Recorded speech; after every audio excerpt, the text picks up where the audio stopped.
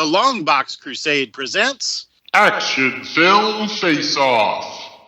This episode, it's 1979 versus 1982. Two forces enter. One force leaves.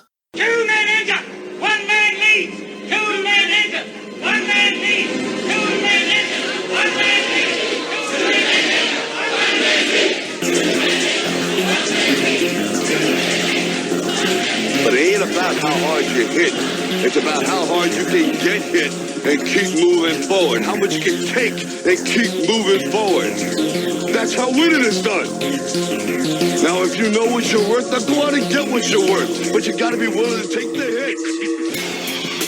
hits. Welcome to Action Film Face-Off. This is a show where 2 random years are selected. My brother brings an action film from one of the random years. I bring an action film from the other random year. Then those 2 films will do battle using a variety of criteria, and a champion will be crowned by the end of the episode. I am Jared Albrecht, the Death Probe, the yard sale artist, and my co-host is my brother Jason, the Weasel Skull. We are both military combat vets who take our action seriously, but not too seriously, so let's have some fun. Before we move on, Jason, we got a voicemail regarding our big 60-14 bracket episode from one of our previous guests. Captain Entropy called to let us know his thoughts. So would you like to hear it? You know I do. All right, let's give it a listen. Weasel Skull, Death Probe, this is your captain speaking, specifically Captain Entropy. I just finished listening to the Action Film Face-Off bracket episode, and it was outstanding. I am not drunk dialing. I am tired dialing. I might be sick dialing, so you might not be able to notice the difference. But I wanted to let you both know I supported Jason in his choices as he was guessing what the voters picked, and I especially supported his choices when he was wrong, because I was usually wrong with him. And Jared, I want you to know that you are not a weirdo for liking the first 3 Batman 89 movies. You are a weirdo for so many other reasons, but not that. Anyway, I love this show. I loved this episode. Keep up the great work. Out. Wow. That was really cool. Man, the one thing I learned in that episode is never vote against an 80s movie. Except that one time when you do and the voters betray you, right? I know. Well, what a nice voice message. Thanks for sending that in, Captain Entropy. I want to cut out the audio part where he says, I am not a weirdo, and I'll just play that at the beginning of every episode. You know, Death Probe, you are not a weirdo. Just cut it right there. And gosh darn it, people like me. But no, I thought that was really cool that we had a listener like Captain Entropy and a former guest who took the time to send that in. So thanks for doing that. Yeah, that's awesome. Thank you. Getting back on track, Jason, what kind of an episode do we have today as far as your experience with a Force of One and MegaForce? I'd seen them both before, but it had been a while and I didn't have a good memory of them. That's how I came in. What about you? I hadn't seen either of these films before, which kind of surprised me. I thought I'd seen all of Chuck Norris's, but I was like, I don't remember this one. And A Force of One, you know, Pat keeps talking about it. So hopefully Pat's listening to this show. He's been waiting a long time for us to get, MegaForce on here. So I was excited to watch that one. I knew of it, but had never seen it before. All right. So a true blind fire for you, I guess it's been a long time since I've seen him, so it's like a hazy blind fire for me. Like, oh, I forgot to wear my glasses today. But it was fun to catch up with these. Well, yes, indeed. We're going to score each of today's films on a scale of 1 to 10 in 5 categories. Those categories are the story, the overall spectacle, best action scene, the hero, and the villain. And it's like a puzzle. I just dump it out for you there, and you got to arrange it into the correct order. If you don't know the correct order by now, shame on you. Unless you're a first-time listener, then we'll cut you a little slack. But catch up. Then, as always, at the end, we'll have the deduction round, where up to 10 points can be subtracted from the film's total for whatever we determine is the low point of either of those movies. Thank you, Jason. Today we are joined by our quarterly sniper. The sniper has just 1 point to give in each category, so the sniper can sway the scoring by a total of up to 5 points. Let's meet our sniper for this episode, our return guest, our regularly scheduled sniper, the host of the LBC Irregular Sherlock Holmes show here on the Longbox Crusade Network. Welcome back, captivating Kathy Bright. You know her as the MVP. MVP. Hi. Hello. How are you? I know I'm doing good. It looks like Jason's doing good. His hair is combed. He's got a nice shirt on. He does look very nice today. He's very dapper. He takes it seriously. He takes action film face off seriously. He shows up pro, you know? He's in his business. That's the only way to do it. Yeah, correct. Hey, dress for the job you want, not the job you have. You know what I mean? I'm wearing like Marvel Comics house pants and a Spider-Man t-shirt with a hole in it. Mine is Alexandria, a safe zone community from The Walking Dead. Oh, okay. Well, Kathy, this is everyone's favorite part of the show because I always ask the guest a little question to get to know them better. You're always woefully unprepared, and I have to edit this down in the booth quite a bit, but I'm going to keep it simple for you today. Don't listen to him, y'all. All right. We are featuring Chuck Norris, which is a fan favorite on the channel. Kathy, just tell me 3 Chuck Norris movies that you think are pretty good. All right. What are your top 3 Chuck Norris movies? And if you've only seen 3, just name the 3 you've seen. Well, technically, I've only seen 2. So which one would you watch twice? What are the 2 you've seen, and which one would you watch twice? And both of them I've seen because of this podcast.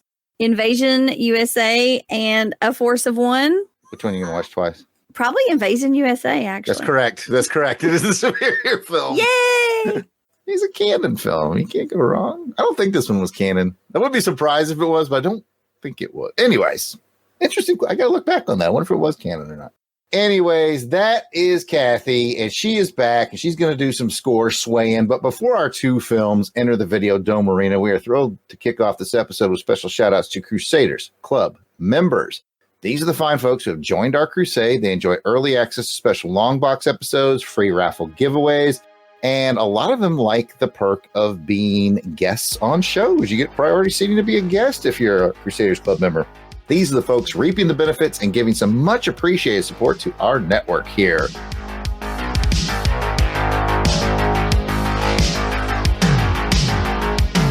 Alan W. Wright. And Helica Wolf. Oh. Auburn Elvis. Bill Beer. Braxton Underwood. Clinton Robinson, also Underwood, because he lives in the basement. Captain Entropy. Thanks for calling in. Clark Westfield. Dave Collins, Battle Wagon. Battle wagon. Ezra Gallo. Gary V. Gene Hendricks. Gerald Green. Heinz K. Jason Keene. Jason Lady. Jeremy L. Jim Jarman. I hope you like Jim Jarman too. Tried to go for that Prince note. Didn't work. Jim Mill. Joe Thomas. John Watson. Josh Strickland. Candace Ward. Kathy Bright. MVP. Woo-woo! Matt and Lizzie Passo. Mark Ross. Maxwell Traver. Miranda W. P.D. Devons. Paul Hicks. Rick of Jeff and Rick Present. Rob Morgan. Samantha Maney. Sean Urbanski. Spidey 67. Spreadsheet. Steve Cronin. Tim Price. Tony Pennington. And Toronto Cop. If we miss anyone on our list, we apologize. Keep in mind we record these episodes well in advance of release. So if you're a recent edition, we'll add you soon. But no worries. Let us know we missed you by sending an email to contact@longboxcrusade.com. And we will get it all straightened out. And if you're asking yourself, how do I become a Crusaders Club member? So simple. You go to patreon.com/longboxcrusade. For as little as $1 a month, you get all the access to the amazing world of the Crusaders Club. Come and check it out. All right. Don't bore us. Let's get to the Norris. Let's get back to the combat and learn a bit about the film Gladiators about to battle for your pleasure. This episode, I was assigned the year of 1979, and I selected A Force of One. What year did the randomizer select for you, Jason? Well, I got 1982 and put into our Videodome arena, MegaForce. Okay, we got a fine matchup here, folks. It's important to point out this isn't Jared versus Jason. We each had to select from our assigned year. I might very well like his selection better than mine, or vice versa. This is all about us discussing some beloved action films and coming to a consensus on which one is this episode's champion. As far as where I saw it, Force of One, MegaForce, they both live happily on my Plex server, so I have no exciting stories about either one. What about you, Jason? MegaForce was from Apple TV streaming. A Force of One was from Amazon Prime. Kathy? A Force of One is on the Roku channel, and MegaForce, luckily, I have access to something known as the Plex server. I'm happy to help. And you know what? I'm also happy to help our listening audience. This is your spoiler warning. If you have not been back to 1979 or 82 in a long time and you need to refresh on these, or maybe you've never seen them, now would be the time. We're going to get into spoilers. It's going to happen. So if you want to watch one or both these films before you proceed, press pause on however you're listening to this, and we will see you on the other side of this musical break.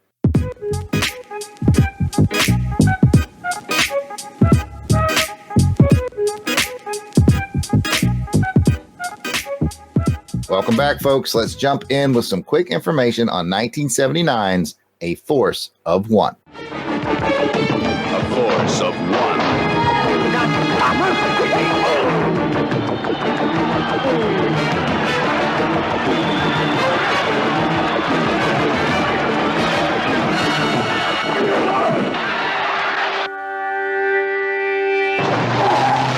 What happened forces Jennifer O'Neill into black belt action. With Chuck Norris, Bill Wallace, Clu Gallagher, Ron O'Neill, and one whole city's police force. One of them could stand 10 feet away and dust him off with a piece, right? Unless the killer hit before they saw him.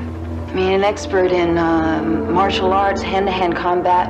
Somebody who could kill with their bare hands and not leave a mark.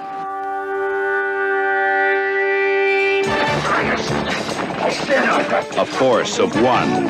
It starts with a routine search.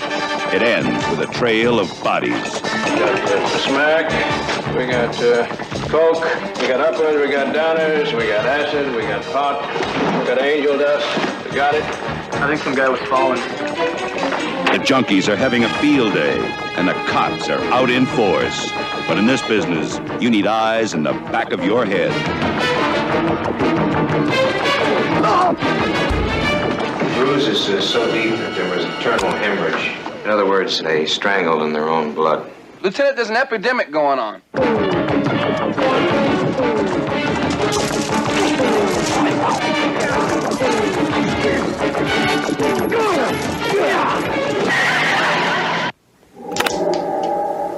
Whoever did this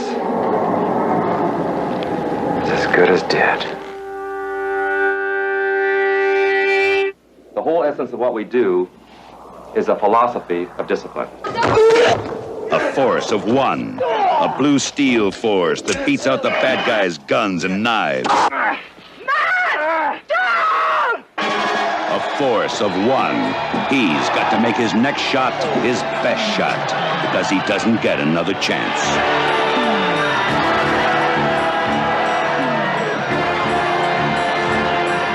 A force of one. He hears the silence. He sees the darkness. He's the only one who can stop the killing. Jennifer O'Neill, Chuck Norris, in A Force of One. Cast and crew is as follows. It stars Chuck Norris, Ryan O'Neill, Jennifer O'Neill, not related, and Clu Gallagher, because it's the 70s, and having Clu Gallagher in your movie is the law. It's directed by Paul Aaron. Synopsis goes a little something like this. When undercover police operatives are being murdered by a mysterious martial artist, the cops ask martial arts champion Matt Logan to help train the clandestine squad. But the police might need more than kung fu skills. They might need to know if they have someone on their team that they should not trust. And with that, we have Kathy here, so she takes care of the trivia nuggets. Kathy, what 3 nuggets did you pick for A Force of One? Number 1, this is quite the family film. In addition to playing the lead role, Chuck Norris was also the film's fight choreographer.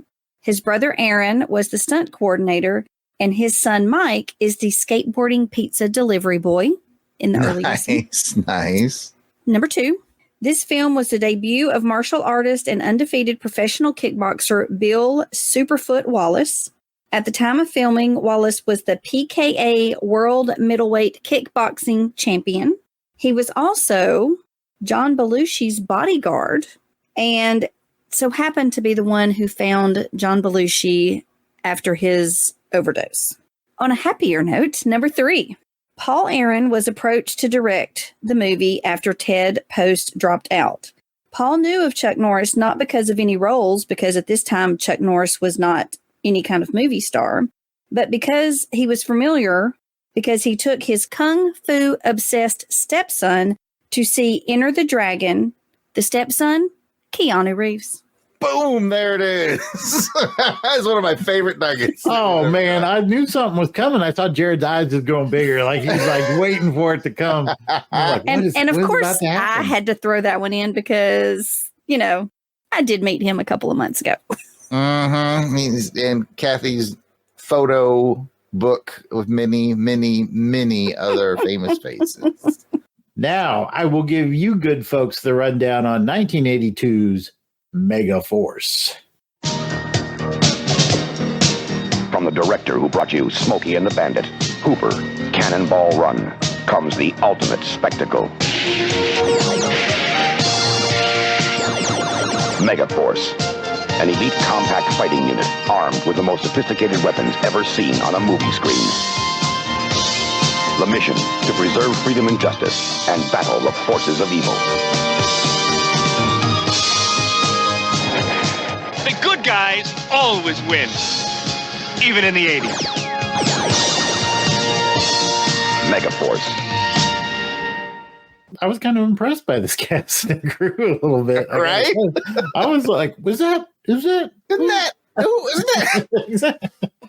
It was Barry Bostic, Michael Beck, Henry Silva, and Persis Kumbada. It was directed by Hal Needham.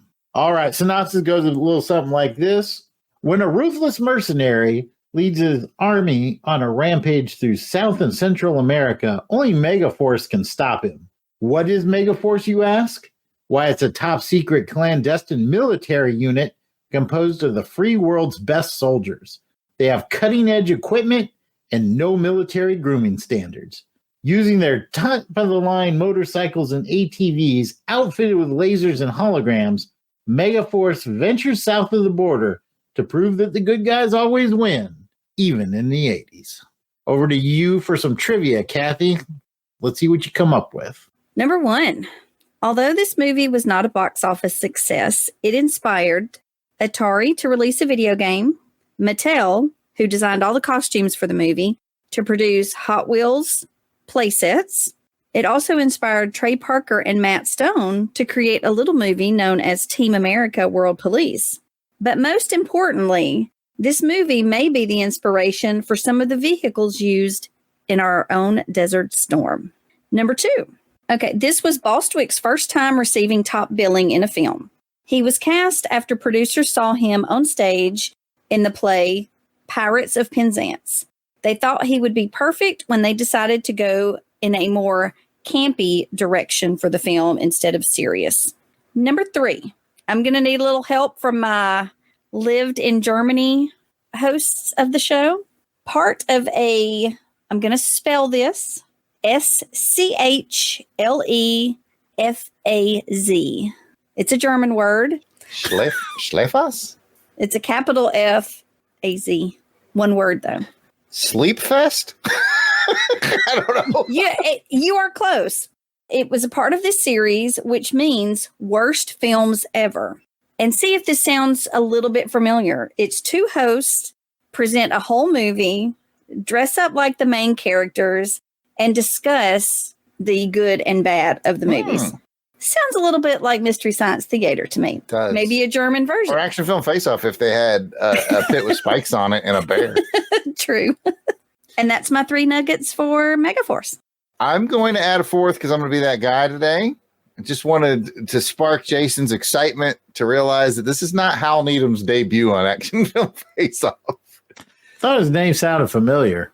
3 the Hard Way, which was like our 2nd episode. He was the stunt coordinator. This is where Hal Needham got his big break in stunts. He did a lot of work on this, and he's most notable for Cannonball Run. Bandit. Hooper is Smokey and the Bandit. Smokey and the Bandit. Bandit films. I think he did those as well. But yeah, he's big like automotive stunt guy. Well, I can see that in this film. And And now that we have the basics on today's contestants. Ladies and gentlemen, Test your might. let's get ready to rumble! It's a street fight, Here we go. All right, before we get in, mix it up, folks. Let's talk about match game. We have 2 films, 5 categories. Jason and I have not seen each other's scores. We could match up to 10 possible times. Place your bets how many times we're going to match on this episode. And speaking of scores, just as a reminder, it's a 1 to 10 scale. 5 is the middle. It's average. We like to say it's something you'd see on a decent made-for-TV movie. 6, 7, 8, 9, 10, you got yourself a pretty good movie. 4, 3, 2, 1, you got things to work on. And with that, let's get into round 1. What do? We die. Round 1 is the story. How engaging or original is the story? We will start with 1979's A Force of One and Kathleen.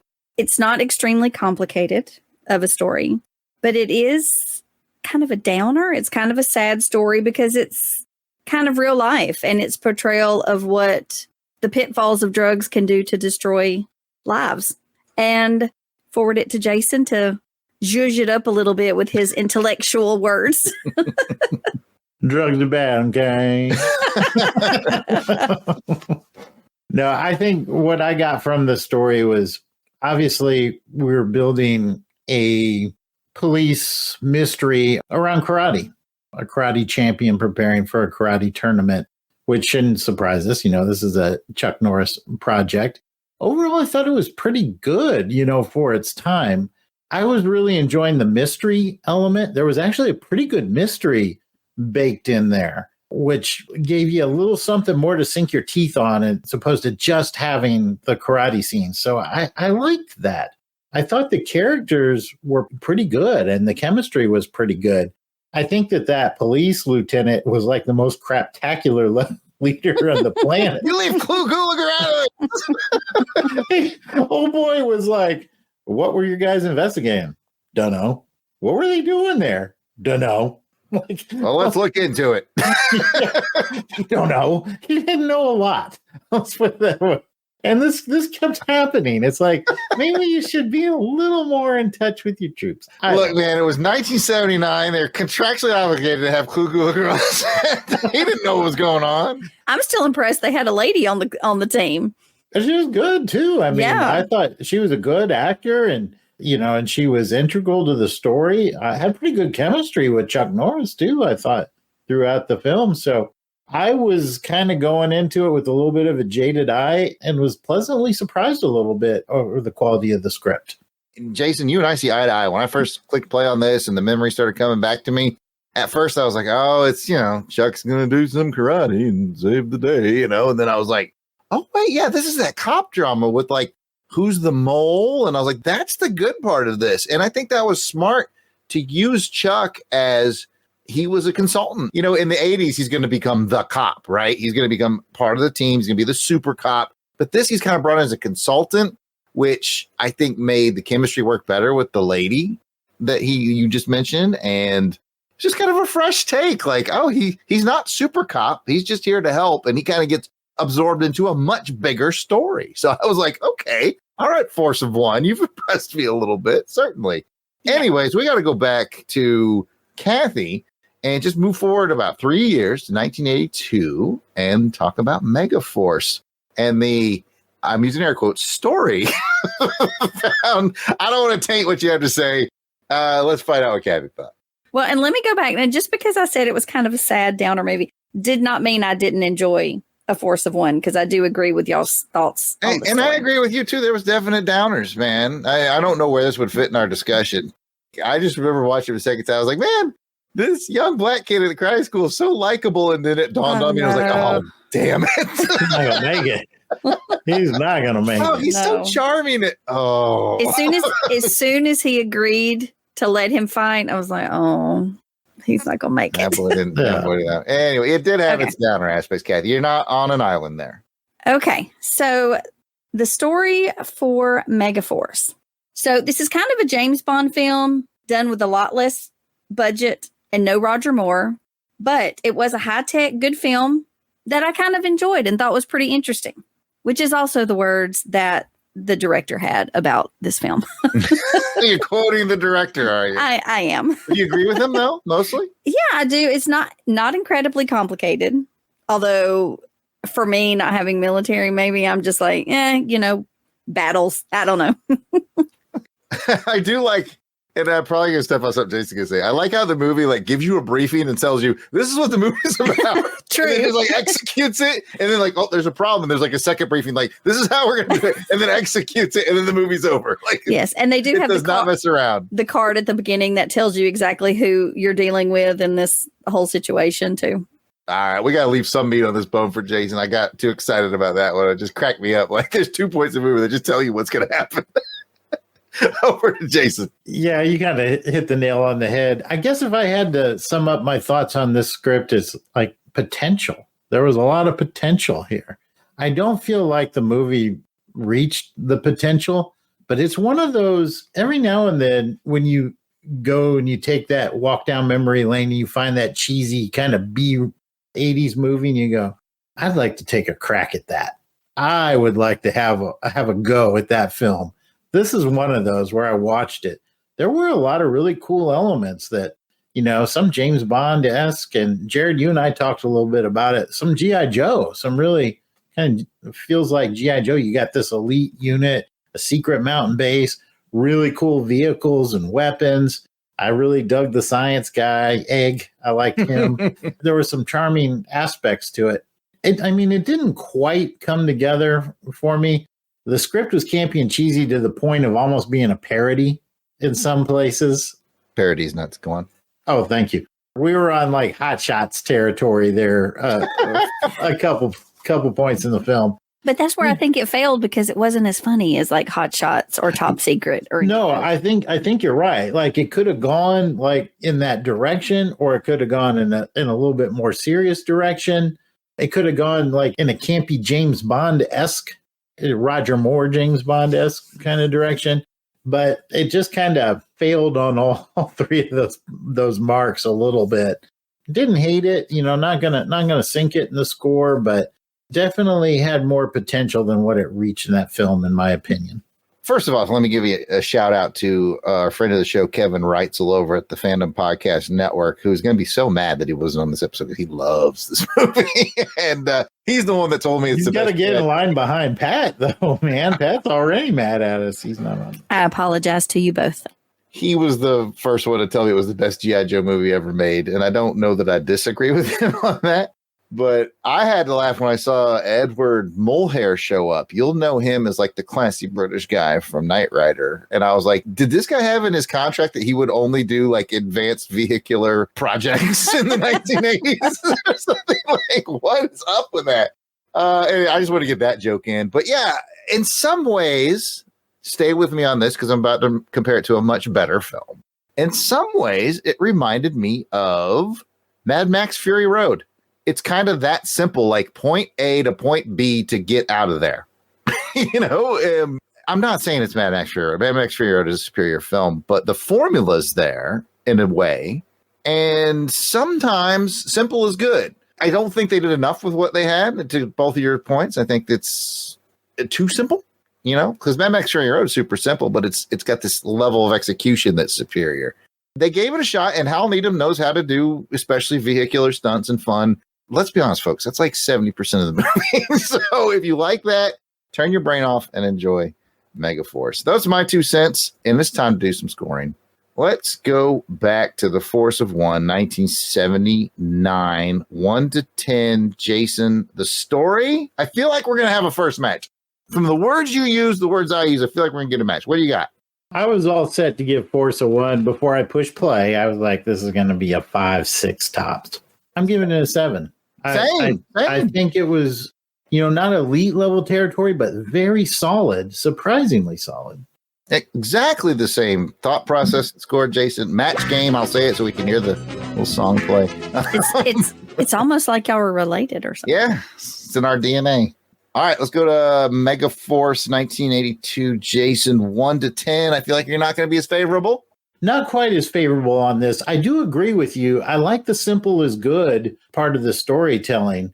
And military stories like this, I mean, it's kind of made for the movies because you want to have a basic plot, a mission. You want to have something go wrong in the third act, and you want to have some creative solution on how they get out of it. And you have those things. So it's a good plot element. Where I'm going for is more the tone that the story sets isn't consistent throughout the film. So for that reason, I'm going to give it a 6. Match Game, I also gave it a 6. I thought it was a cut above a TV movie, an average TV movie. Like, I could see this being a really good TV movie. And that's how I said, that's about a 6. Because we say 5 is a decent TV movie. 6 is a really good TV movie. I've definitely seen worse movies recently than this. Yeah. Yeah. This is, don't get my old man Jared sparked up. This is better than a lot of stuff I've seen in the theater in the last couple of years. All right. Kathy's shaking her head at me. She's disappointed in my old manness, which is weird because she's older than me, but she's not a man. So that may be the deciding factor. Kathy, you get to come up with a sniper bullet. Which one of these films did you think had a better story? I was much more engaged in A Force of One, so I'm going with A Force of One. Makes good sense. That means we're done with round 1. Got my ass kicked. All right, so now we're going to go into some characters, and we're going to start talking about the heroes, right? So how cool is the hero from our 2 movies? And we'll go ahead and start with Kathy. Let's talk about Chuck Norris and the heroic crew of A Force of One. What are your thoughts? Well, to the disappointment of y'all and probably a lot of your listeners, I was never a big Chuck Norris fan. It's all the time we have for Kathy. Let's. You're going to want to hear me out. And as I said, this second Chuck Norris movie that I've seen or that I remember seeing. But I'm going to say the more I watch his movies, the more respect his craft. The man's a really good fighter. Yeah, he's been known. He's pretty good. I mean, I'm not a fan of his look, but it is the 70s, which I grew up in. Wait till you get to a movie where he doesn't have a mustache. You're gonna be like, what's happening? I mean, I think he does a really, really good job in this. He's got a good arc, trying to protect his son, trying to help out. Were they friends from the past? Him and the female detective. I kind of got a vibe like that because she knew about him, or like she said, I'm going to go talk to him. I kind of got the vibe that they may have known each other. Maybe she just kind of knew him from the sports circuit. Maybe that's what I was picking up on, but I really liked him in this movie. That's fair. Okay, Chuck Norris, she likes him. Jared, what are your thoughts on old Chuck? It's Chuck. Chuck starts at a certain basic score number that I believe you're going to see coming here shortly, but it's not, to me, one of his standout films, and almost makes it, I don't know about better, but at least different. Because, like I said, as we move in the 80s, he's going to become an absolute action star in the mold of Arnold and Sylvester, right? He's going to be Cannon's bread and butter as far as action stars, and he's a good guy to bank on. And in this one, he's less tough guy. Like, he's just a guy who does martial arts, which makes him tough. But he's not the martial arts cop. He's helping the cops and getting involved in what they have going on. And he has his own life. He runs a studio, his own thing going on. He doesn't necessarily identify himself as a tough guy or even exude, I'm a tough guy, until he kind of gets absorbed into the story. And then he's tough when he needs to be. So it's a different look than if you're only familiar with 80s Chuck, this is a slightly different look. And I feel like that different is good in this case, although I love action star 80s Chuck. So it's just, he's not an actor that has a lot of range. Like, we're not talking about Gary Oldman here or anything, right? But it does show a little range for him. Yeah, that's a really good point. I mean, in this film, he's a man with a full life. And so his helping the cops he's got to make time for that. And his initial response is like, I just don't have time for that. No disrespect. I respect what you all do. But I got a son I'm trying to raise. I'm training for a biggest fight of my career. I just don't have time for this. And it's when he sees the effects of the drugs on the street that he changes his mind, which I think really endears us to him as a character. Because to your point, Jared, in a lot of the 80s films, the cop films in particular, he's like super cop. So he comes in like perfect, right? And there's not a whole lot of room for character growth in this thing. But here, there's a real character arc in this story, which I found kind of refreshing. I've talked too much. I'm gonna switch over and we'll talk about MegaForce, and we'll talk about, well, we got a whole team of people on MegaForce, but let's talk about Hunter and Dallas and Egg and the team. What do you think, Kathy? I do like the cast as a whole. Barry Bostwick has some of the most incredible hair. I don't know if we even want to bring up costumes or if that's under spectacle. No, it is kind of like if the Bee Gees formed a military unit, isn't it? Right. The hero in this was not as good for me just because I just don't feel it was very fleshed out characters. We got the tiniest bit of background on them, but it was kind of void of any real character development for me. Yeah, I kind of feel the same way, Kathy. They didn't leave a lot of room for character growth in there, but maybe Jared disagrees. Let me also say, sorry, that this was especially with Barry Bostwick, when you said the word potential earlier. I said that out loud so many times. I'm like, he has so much potential to be incredible in this movie. Like, I could see where the director, producer, whoever hired him could see where they could go with him in this role, because the actor himself, I think, did a good job in what he had. Yeah, I don't disagree with that one bit. I thought the actor was just fine, just not a lot of room in the story for character arc or development. Jared, what do you think? Agree, disagree? Again, this movie is about vehicular combat. Okay, like, that's what Hal Needham does. He's not going to give us any kind of tour de force with these actors. I just think Michael Beck was charming, as he always is. Under today's we'll just confront one thing. Under today's modern lens, he wears the rebel flag on his shirt. He's a Southern boy. You got to look at it through the lens of 1982. This is like the popularity of Dukes of Hazzard is really high. So just, fair warning, if that sort of thing bothers you, this movie's not for you. If you can see it through the lens of he's a good old boy Southern, he's a good soldier, he's from the South, he's not a bad person, then I think you'll really enjoy Beck in this, because Beck is actually probably the most charming guy in the whole thing. And Barry's great. Yeah. One of the things I was going to describe Hunter as is he's a little slimy, especially when it's with the is she a colonel or a major, the female soldier. I mean, that's right. I gotta get that out. He kind of acted very slimy and kind of gross around her, but. Yeah, I was a little bit confused with Dallas because I'm like, since when is the Confederacy a country? Yeah, like everybody else they were just nobody told him. Yeah, they were trying to clearly say he's from the South. Like, we got it. Okay, we do. Yeah, I think we figured it out. I could see like they were trying to have Barry Bostwick's character Ace Hunter. That's where they were trying to get him to be like Roger Moore with the ladies, and I didn't find it as creepy, but that's probably because he has the same game as I do. But in the end, yeah, the totality of the group will help the score. You know how we talk about that sometimes a group hurts the score by spreading it out too much? And this time, I think it helps. I think Barry was good. I think Michael Beck was really good.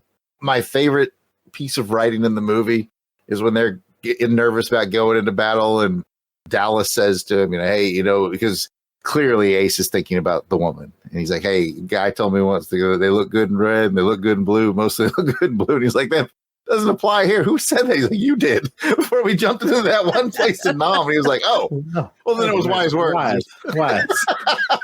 That was good writing. And I like that character. That particular moment, I was like, this is what two military dudes would say to each other when they're going into a tough spot. And I thought that small micro moment, but I like that part. All right. Well, I guess all that's left to do is score them. We've been through the hero from both movies. Jared, what score are you going to give old Chuck and crew from a force of one? This is early Chuck, so he's not going to get a peak score from me, but much like our main man, Roger Moore, in A View to a Kill, I think Chuck starts any movie at a 7, and I think he's at a solid 7 here. He's got growth, and like Invasion USA is going to, be killer, and we could go on. Lone Wolf McQuaid was great. I think that was on the show before. He's going to be great. But right now he's at a really solid 7. And I think the cast around him cements the 7. I mean, Superfly was there, man. And he betrayed everybody who could have seen it coming. God, who saw that? Superfly. Come on, man. The Superfly. I deal drugs in the community. Well done. But yeah, I'm giving Chuck and crew. I mean, we can't count Ryan O'Neal because he ends up being in the villain category, but I give Chuck a 7. Yeah, that's fair. Match game. I felt this exact same way. This is, early Chuck Norris, not peak Chuck Norris, but really good start. And it's really bothering me that our advertisement still says we haven't had Chuck Norris yet, and we've had him like 4 times. Give people a reason to write into the show. You guys are a bunch of liars. No, you've done Chuck Norris, and Jason's never fought a damn bear. Well, hold on now. We haven't had Chuck Norris. All right. So we matched with 7s on A Force of One. What about MegaForce, Jared? What are you giving the score for the heroes of MegaForce? Like I said, this is one of those ones where the supporting cast will lift up. I liked Michael Beck. I did like Asian Dude. I'm sorry, I can't remember his character's name. He wasn't in it a lot, but when he was there, he was noticeable and fun. Of course, I liked George Firth as Eggstrom, known as the Egg. If you look up George Firth, by the way, this is a character actor that has never been hungry a day in his life. He's in like 8 movies a year, starting in 1842. All the way up until present day. Is that the scientist guy? Yes. Okay. Yes. In fact, I was watching an episode of Murder, She Wrote last night, and he was in it. I was like, hey, he's in everything. Anyways, I feel like Barry himself is at a 6 in this, but I think he gets lifted, especially by Michael Beck, to a 7. I didn't quite go that high. I couldn't, if I compared the 2 films, the heroic element in MegaForce was a little bit less than A Force of One, but I hear where you're coming from. So I landed on a 6. But, I mean, we could tie it up because we still have a sniper bullet out there. And I'm going to leave it up to Kathy as to who's going to get that round. Is it going to be Chuck Norris from A Force of One or old Barry Bostwick from MegaForce? I do love Barry Bostwick, and I do love the cast overall in MegaForce. But because I just feel like Barry did not reach the potential that I could see him have for this character in this movie, and because I continue to be more and more impressed with Mr. Norris, I'm going to give my sniper bullet to Chuck Norris. So let it be written, so let it be done. It's in the books, and I'm passing it back to you, Jared. Okay, that must mean it's time to start round 3. It's time to die. Round 3 is the villain. How cool is your villain? How memorable is your villain? I'm very much looking forward to talking about the villainy of these films. And we're going to start with what Jason has to say with A Force of One. I think that the villain aspect of it was pretty interesting because, again, we had a mystery. I honestly didn't know at first who the turncoat in the unit was. I mean, we kind of suspected, but Superfly. Come on, man. You Superfly. It still was a really good mystery. And the martial artist, the character name was Sparks in the film. I thought that gave it some menace because this was a guy, the film did a really good job of setting him up as a physical match for Chuck Norris. So you kind of have that physical match that like, okay, these two are going to square off. And this guy just beat the crap out of this other karate dude in the tournament. So he could be trouble for old Chuck. And we suspect there's a mysterious traitor in their midst that we don't know. So you have all the elements of a really good villain in this movie. And I'll just stop there because I'll reflect it in my score. My only complaint, and we're going to kick it to Kathy, and maybe we'll find out she gives me on the complaint. You have Matt Logan, Chuck Norris, is about to fight Sparks, which is Bill Wallace, right? Like in real life in their martial arts competition. And it's like some killer martial artist is out there. Like, is it the guy he's going to fight? Like, yeah, okay, it is. There's literally no other master martial artist in the movie to pick from. But you're right. The real mystery is who's the mole on the team. So I'll cut a little slack. Kathy, what do you got? Well, I kind of disagree. I wrote down it was confusing because at some points we had no idea. At some points, everybody was a suspect. Like even for just a split moment, I was like, could it be his son? Because he wants to go out and prove himself. And then I was like, could it be his partner in the other guy that he worked with? I'm like, oh, is it him? So I did think there was some other options of who it could be as far as the karate killer. All right, let's go to 1982. MegaForce. Jason mentioned something earlier in the episode that he was kind of impressed with who they got as the villain, and I'm not going to disagree with him. Jason, talk to me about the villainy of MegaForce. So the villain Guerrera from MegaForce, I got a kick out of him, man. This guy had some balls. This guy was apparently close friends with our hero, which always makes it very interesting. And there was this military camaraderie and this mutual respect.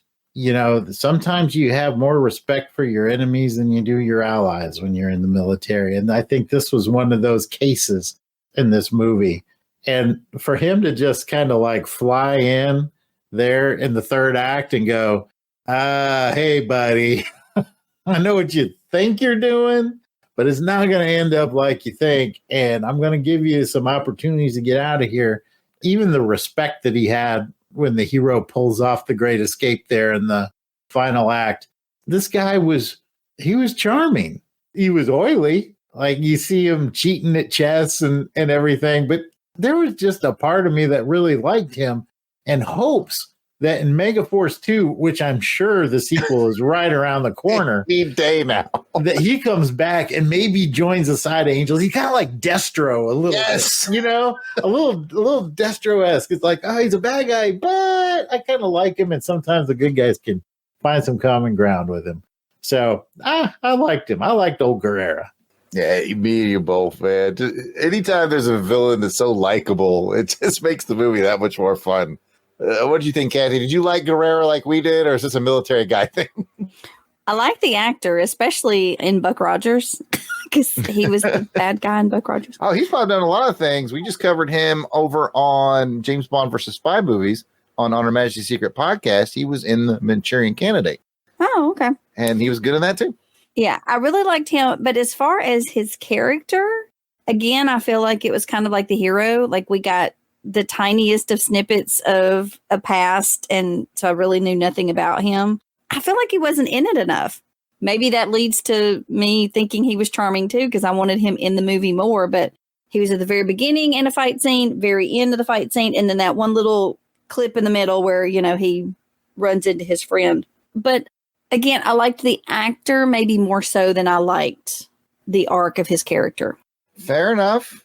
I liked him because, like Jason said, like he was an old war buddy, and they had so much respect. I mean, I believe him when he said, "Hey, if you guys drop all your equipment and all your stuff right now, I'll get you out of here." I'm keeping your equipment. Yeah. But I honestly believe he would not have hurt those men. And and I think it's probably because of his relationship with Hunter. And then Ace was all like, "Oh, we gonna fight? It's gonna be loss of life." Because I'm the whole time I'm thinking like, Ace, you should take that deal. You should take that deal. Because, you know, I've been an officer in the military, and if some dude who I 100% believed was like, listen, you drop all this, I'll get you guys out and I'll be hurt, I'll be like, deal. I'm bringing everybody home. Because that's what you want at the end of the day. And there was no military objective for him to do. That was my point. Yeah, I mean, like if there was some military objective left to achieve, I'd be like, okay, yeah, let's fight it out. You outnumber me, but I have some really cool laser mounted bikes and stuff like that. So, but you're right. There was no more. There's nothing but pride. Like we can totally get out. All right. You know, you're going to kill a bunch of people, risk your own guys just to prove to this guy that you can do it? Why? Right. All right, let's score these things. Jason, force of 1. What did you think of the villainy there? I thought the villainy was pretty good. I'm not giving it quite ready to give it a 7. I would give it a 6. I think that it served its purpose.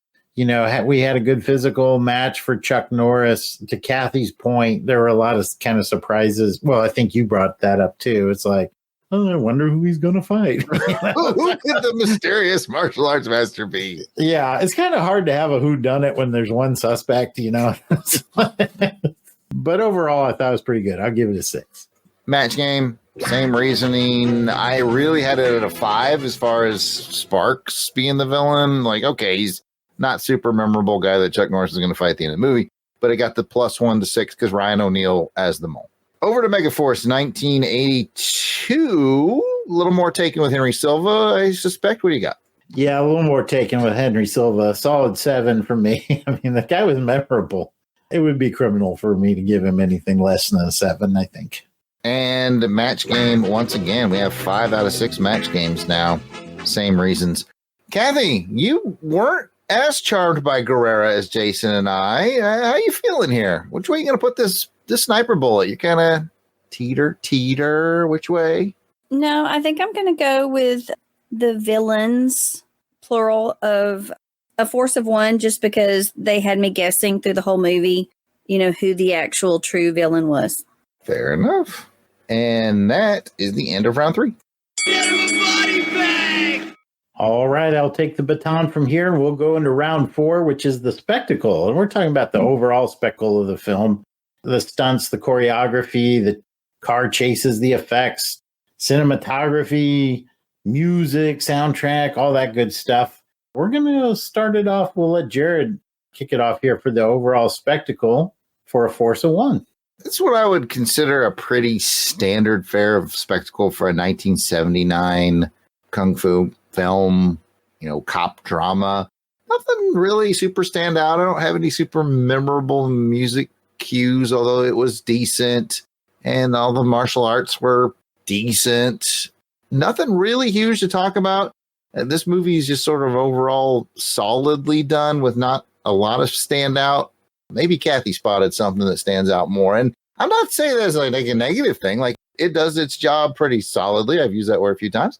So maybe Kathy can add some color to this that I have forgotten. In my notes, I wouldn't necessarily call this a spectacle kind of movie. The music actually took me out a couple of times. Well, the main one I remember making note of is, and it wasn't really the music, it was kind of the lack of, I don't want to say noise or sound, but true life. When they were in the ring fighting towards the end, and they drop out all the crowd noise and all of that, and they're just playing this weird music that wasn't very suspenseful necessarily. I don't know. It made me feel uneasy. It was just weird because it just took me out. I think that was also the part where they were doing the slow motion, which I didn't mind, but it was just the sound and music, that particular part. I was like, I don't like the way. And that made me notice more that I didn't enjoy as far as sound quality, music quality in the movie. Yeah, I almost wonder when this movie was filmed and compared to Rocky. It almost seemed like Chuck Norris wanted to have a karate version of Rocky. I noticed that there was definitely a bit of change when there was fight scenes in the ring. There were a lot of close-ups of Chuck kind of throwing punches at the camera type of deal. It seemed like he was trying to maybe capture some of that Rocky in the ring fighting feeling. It seems almost like two different films in sometimes, like two different filmed in two styles. And maybe that's intentional. I think I'm clumsily grasping what Kathy's trying to say. It's like, seems a little disjointed in some places. Yeah, and I'm sure it was just them trying to do something a little bit different, with the filming, because the shot for shot, like the actual cinematography didn't bother me as much, but it was the combination of the directing the shots and the editing of the music on top of it. Yeah, the music was a little weird in there too in some places. Well, let's mix it up and let's talk about MegaForce a little bit. Jared, what are your thoughts on the spectacle of MegaForce? And before you kick off, I want to say this is one of those times like I was listening to the soundtrack at the very beginning. I was like, that's kind of cool, man. Yeah, it's got pretty good music. That fits well. It's a spectacle movie. It's Hal Needham. So it's, like we said, it's built all around sort of military vehicular action more so than anything else. So you're going to get plenty of that spectacle. And if that's your bag, you're going to score this pretty highly. And if it kind of wears on you after, 80 something minutes, then, that factor that in as well. I, for one, thought he did pretty well on his vehicular spectacle. And I thought it was, he threw in a lot of cool stuff with the various motorcycles trailing different colors of smoke. So you get the streams and all that. Like, he found creative ways to keep it engaging. My favorite of which was when they did their briefing. Again, we joked earlier about how this is a movie where they tell you in a briefing what's going to happen, then it happens. And then they tell you another briefing, it's going to happen. They told you in the briefing it was going to take X amount of minutes to do phase 1 of the episode, and they actually put the countdown of those minutes on screen.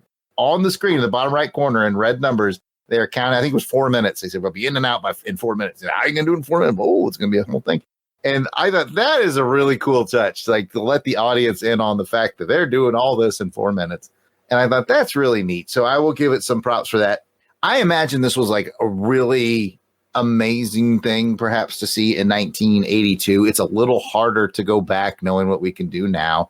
But as far as practical effects, which, you know, we're kind of fans of here, I know I am on Action Film Face Off. I mean, there ain't no CGI involved here. This is all practical. Closest you get to CGI is the occasional laser effect. And that, you know, that's probably actually done the old school method with actual film scratches and whatnot. But, they did have the special effects of the parachuting scene, which, you know, your mileage may vary. They gave like a special credit to like this group did the special effects for the parachuting scene. And I was like, I don't take my name off of that. I don't know what you paid them, but it was probably too much. And I had to think, I was like, well, am I being too hard on this? Because it's 1982. No, I was like, wait a minute. Not. Moonraker was 1979, and that parachuting scene was better than this. But anyways, we could pick at that all day. Overall, though, you know, I think Hal Needham, he knows vehicular action spectacle, and it was there. Yeah, I think overall that's really fair. I wonder if there was some military vets that were consulted during this movie, because there definitely was a legit feeling. I mean, even though it's crazy, you know, these crazy motorcycles and everything, there was definitely a military bearing about that meeting. Like, he was not equivocating at all. He's like, it's going to take me 4 minutes. How are you going to do that? 4 minutes. Yeah, you know, it's like, I don't have to do any math. I know it's going to take me 4 minutes. Like, he's done this before, right? Definitely some cool military bearing throughout that movie that I really appreciated. But anyway, I'm hogging Kathy's turn, so I'm going to shut up. Kathy, thoughts on overall spectacle from MegaForce? They may have overused the timestamps in the briefings when he was like at 4:05, at 5:07, at like he said the exact time like 20 times. I'm like, okay, we get it. Were you writing them down? Or did you feel like, were you keeping up? No, but I felt like I should have. You were talking about, I don't know that there was necessarily any consultants, but I did, one of the other trivia pieces I saw earlier, and I wanted to bring this up if I could during this round. Bostwick at one point claimed that the Pentagon actually tried to stop the movie because it says they withheld 40 Army tanks needed for the bigger battle sequences because the movie's strike force was too close to covert CIA strike forces still in existence. And, you know, I'd also read to you how the director, Needham, said that he feels like some of the vehicles that were used in Desert Storm were eerily familiar to the vehicles that they used in this film. Because all the dudes that grew up on MegaForce would finally got into positions of power in the military. They're like, oh, laser jeeps, people, let's go. General, what do you think? Laser jeeps. How many motorcycles can we get? Can we make them fly? Can we do that? But overall, it was so very 80s. Not necessarily in a bad way. I'm surprised. I feel like I probably saw this as a kid. I'm surprised I didn't or don't remember enjoying it more because I'm totally into 80s cheesy movies. I did love all the vehicles. I mean, they were super cool, especially for 1982. Costumes, the little touch and go sometimes. I definitely think the costumes they could be a spectacle at any moment. There were some. Remember when they issued you your shiny leotard? My puffy purple chest piece.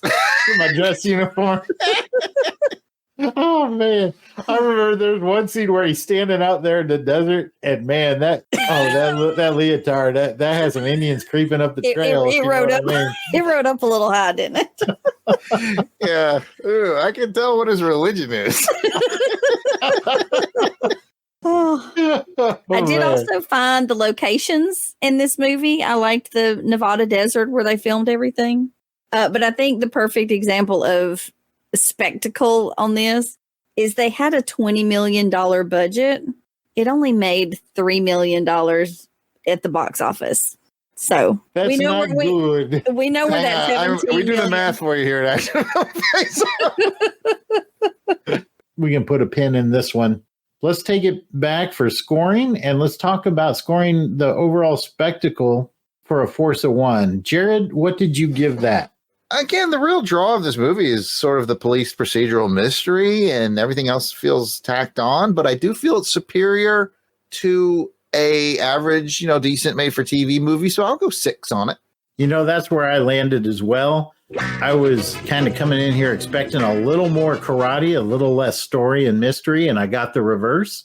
I'm not saying I'm disappointed in it, but for overall spectacle purposes, I'm going to give it a 6 as well. Well, let's move over and talk about the overall spectacle. Let's give a score to MegaForce. Jared, what do you think?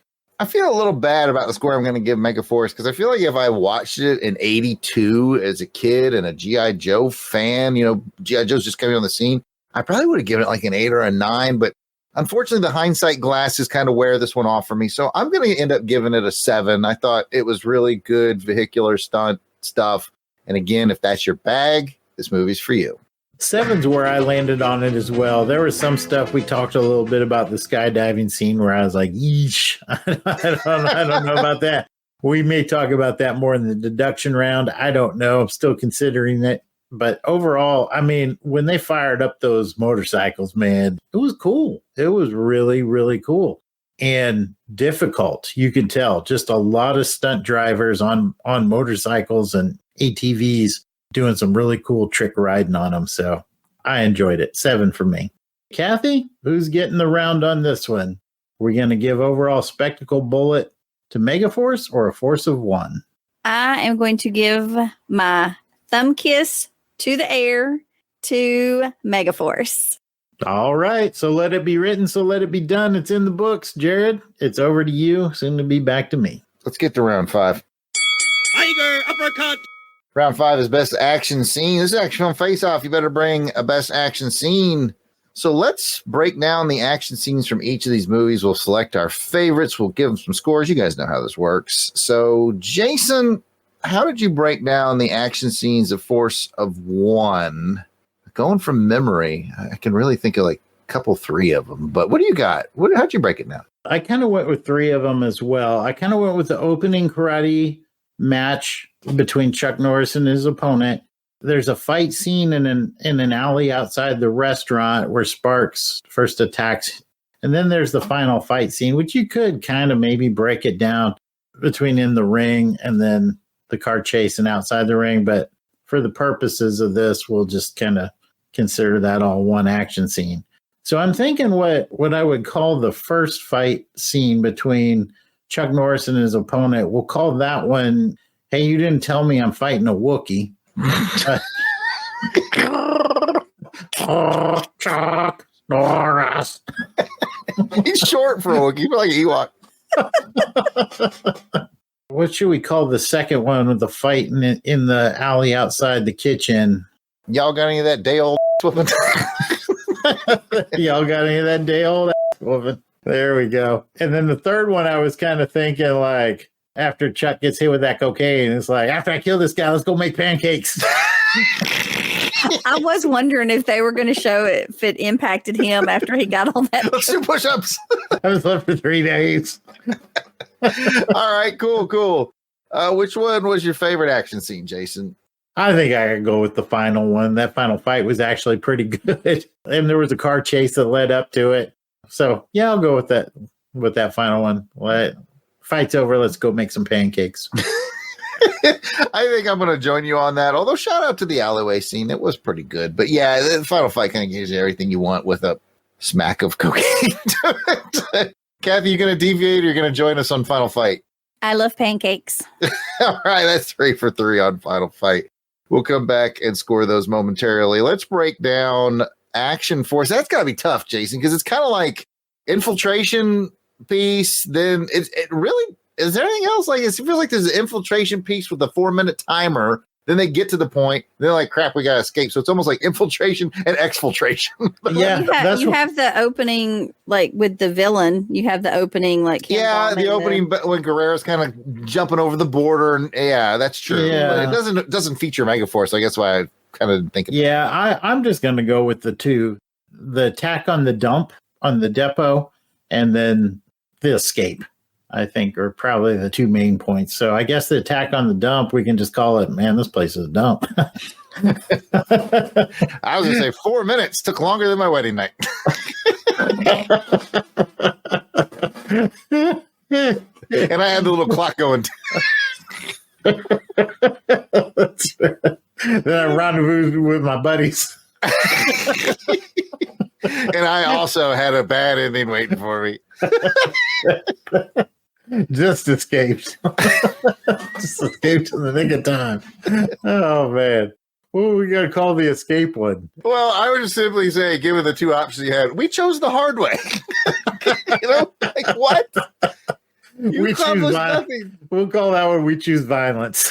I guess so. Dude's like, I can get you out of here free and clear, no problem. We choose violence.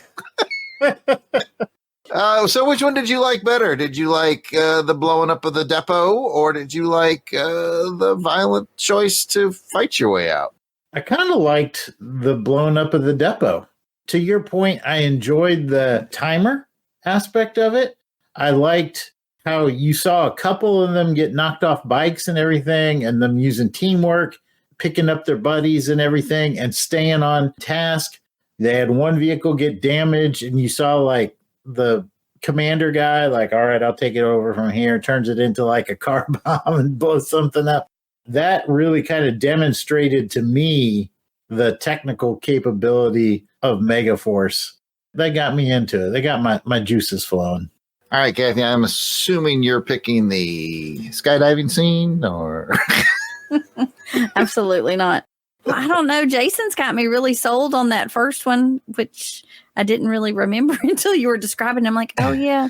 But I love the motorcycles going across the desert with all the smoke. I'm having a hard time not picking that. I think you've convinced me. I think I'm going to go with the depot bombing as well. Man, you guys got me convinced as well, too. I think overall, I liked it. I think it's much bigger. They saved the big spectacle for the end, but it almost draws on maybe too long. And the depot one is real tight and like professional, like Jason was saying. And that makes it feel cool. Although I got to give a shout out to, I do like how the exfiltration, the escape scene kind of ended. I thought it was really cool the way he ramped the bike and then dropped the grenade in the tank. And then he's riding away as the tank blows up. I'm like, that's cool action shot right there. Unfortunately, like I said, I think the biggest villain to that winning it all is that it just took too long. And they knew what they were doing. That was what people were there to see, the big spectacle at the end. And it's fun as heck to watch. But maybe the militariness in me likes that precision work from the depot raid. True. I actually, in my notes, I had the last scene with him getting into the plane too long. There you have it. All right, let's score these things. We all liked the final fight in a force of 1 to 10. Jason. You know, I think I'm going to give this one a 6 as well. I mean, it was a good fight, but when I think of those Chuck Norris moments, and I think I wanted something a little bit better from two evenly matched karate champions. It seemed to me more like just Chuck Norris beating the shit out of this guy. Yeah, I gave it a 5. Because I thought this is good for made for TV, but does it hold up to any of the other fight scenes I've seen Chuck Norris do? Oh, no. No, I mean, he did right around this time, slightly before. I can't remember the years in my head right now, but he did Return of the Dragon with Bruce Lee. He was so great in that. Bruce Lee probably helps make it memorable too. And I think maybe there's a lesson learned here as Chuck moves his career forward. The Sparks guy was fine and all, but I think you need to raise your caliber of the guy you're fighting to be more memorable. Maybe like David Carradine, if they could ever make that happen. It sounds impossible. Anyway. Lone Wolf McQuaid. Yes. That was pretty cool. That was good. Yeah. See, so if you think about it, I do think that, from my point of view, that it was good for like made for TV fight. So I gave it a 5. All right, let's go to MegaForce. We kind of all like the depot raid. What do you think, Jason? I put down 6, but now I'm thinking about it. I'm going to go ahead and give it a 7. For the time period, the Depot raid was really good. And to me, the thing that makes it stand out is there were intimate action moments as opposed to the big overall spectacle in the last one where we had a lot of motorcycles jumping and doing stuff and a lot of explosions, but it was just that over a long period of time. And with the Depot raid, it was really cool because it was kind of set at night and you got to see those lasers going at night. And then you had the scene where the guys were trying to like creep up on the command center and they get vaporized by the command center. They were just kind of like little cool, intimate moments in that battle that stood out. So I'll give it a 7. I wish you would have left it a 6 so we could have a final match game, because that's where I put it. I put it at a 6. I think I could have maybe put the final battle at close to that 6 as well. Just, I like this 6 better than that 6. It was better than what you'd see on a made-for-TV movie, but it wasn't, what a movie like the aforementioned Fury Road could be with vehicular combat. So I like it at a 6, and we're going to leave you guys with no match games in the last round, but that's all right. We still get to go to Kathy and say, Kathy, which one of these movies had better action scenes for you? This is probably the toughest round to determine. It's very different types of action. Do you like your hand-to-hand combat? Do you like your vehicular combat? It's Kathy. We know what she's going to pick. So they're both fast and furious.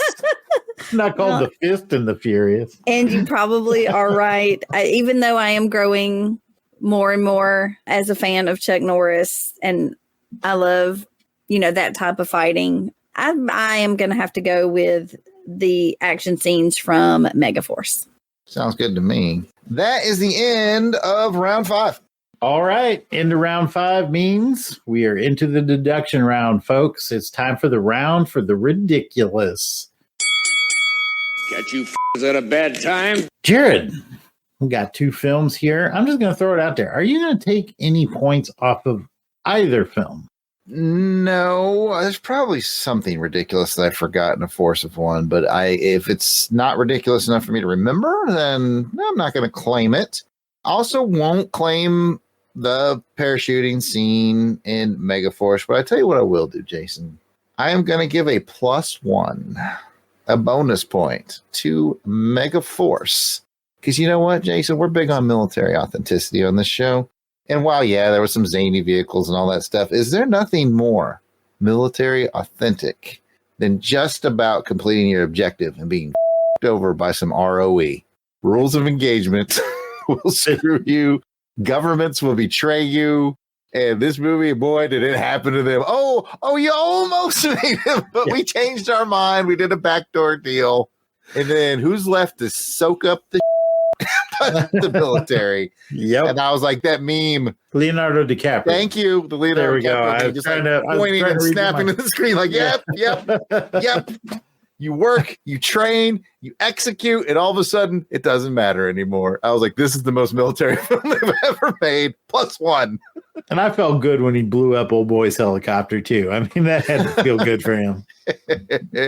Well, I don't think I'm going to deduct any or add any. I think I'm good as is. So I'm just I'll wrap this up and hand it back over to you, and let's let you do some math.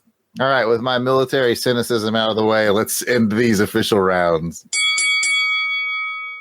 Okay, don't worry if you haven't been keeping up with the math at home, folks. We do that for you here at Action Film Face Off. Checking in on Match Game real quick. We had a lot of matches this time, 7 out of 10. So if you had 7 matches on your card for today, you are a winner. Sniper point breakdown. Kathy gave 3 points to a force of 1 and 2 points to MegaForce. And looking at the judges' scorecards, the winner of this episode of Action Film Face Off with a score of 69 to 66 is MegaForce.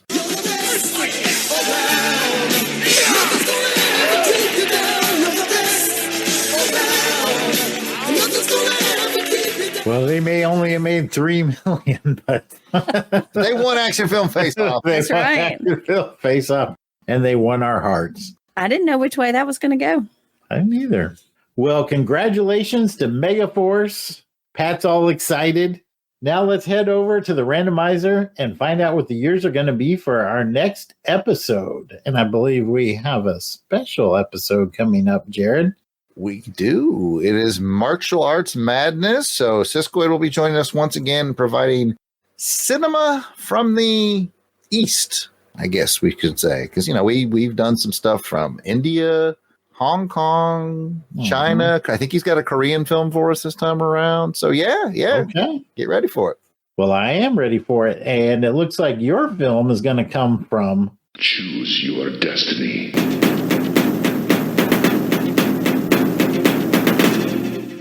2019, and I'm going to be pulling a film from Choose Your Destiny.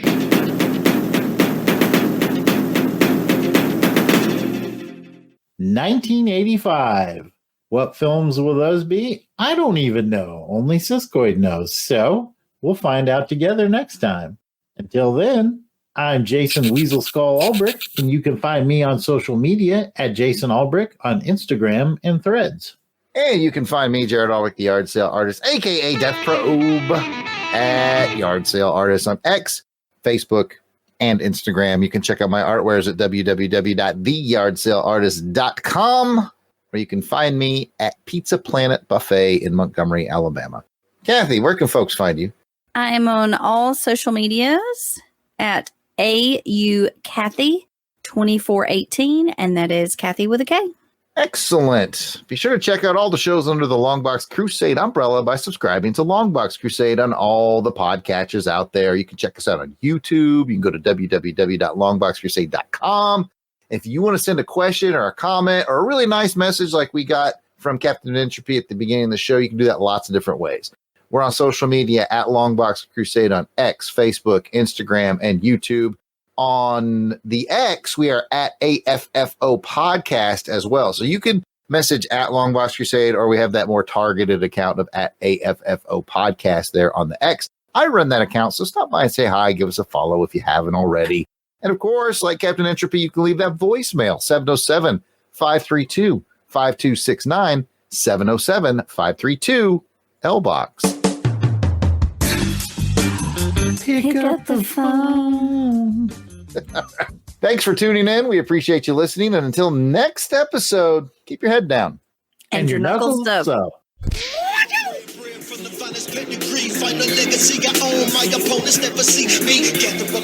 The intro and outro theme to this show and all of our Action Film Face-Off shows are done by musical genius Joe November. Check out his SoundCloud at JOSEFLIN99. You will not regret it.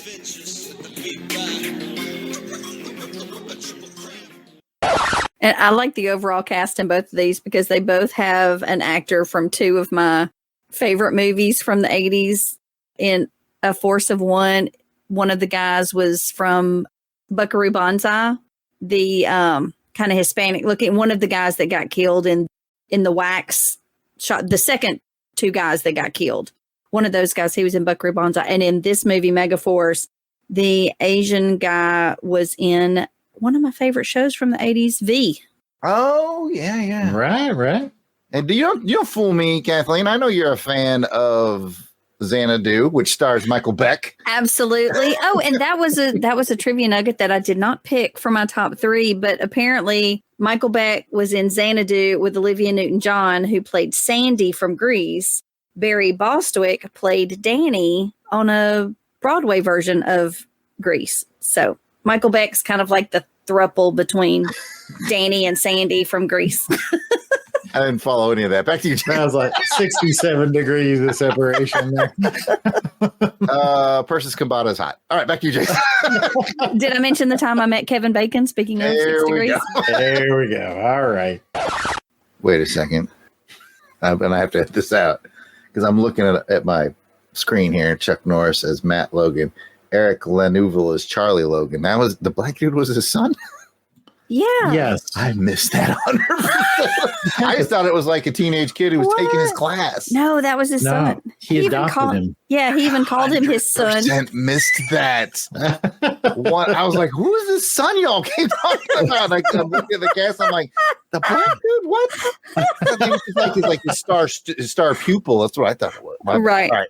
He had the whole talk with the lady cop. Say that now. I must have been getting popcorn. All That was awesome. Oh man. Was I done? I don't know. Was I talking? I don't remember. Let's hope so. Let's hope so. I don't know how you can top. Was that his son? I was woo. I was like, what? That was Even impressive. favor. Wait, Darth Vader was his father? What? Spoiler. No, Kaiser Soze. You're telling me. You know what's funny is I'm looking online right now at the MegaForce toys that they sold in the 80s, and like none of these toys, there's a lot of aircraft and stuff that they didn't actually use. It's weird. Did they have the motorcycles? I've seen a lot of jets. Well, they had, remember when they were going through the hangar, they had like real jets. They had like an F-111 was in there. There was an F-4 Phantom I remember seeing in there. So there were some real deal military aircraft. I did find, it looks like Hot Wheels did a line where you can get the motorcycles and the little dune buggies that are legit, but like some of the big plastic sets it looks like almost like a B-1 stealth bomber, some kind of big super tank. Like it's weird. That doesn't match well. It's weird. I will say though, I thought the motorcycles were super cool because I like motorcycles. But there's no way that they would have been able to shoot guns and rockets at a target when that moves with you as you're turning the motorcycle. I'm like, it doesn't work. They don't fly either. Well, true. Are you sure? Well, I thought it was funny because as I watched the movie a couple of times, it was pretty obvious that like the missiles were kind of like bottle rockets. Because when they would fire them, you'd see them go off in like every different direction. Just like behind them. Some will go way off. Yeah. But the look of it looked super good, though. I thought it was great. I thought it was really cool. I thought it was pretty baller when they first make their appearance and they're shooting those little balloon thingies down. He's like riding doing a wheelie and just like doing wheelies, yeah, spraying brass from his bike, just popping balloons. I thought that was cool. Am I supposed to be hosting something here?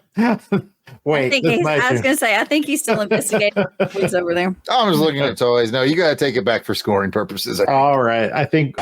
And Barry Bostwick has much better hair. He does have some hair, man. Do what? Not on his chest. Oh, well. That's where Chuck Norris wears that Chuck Norris sweater. Oh, we needed outtakes anyway. All right. She's going to blow him away. You're supposed to let me finish it off. And Jared, I want you to know that you are not a weirdo.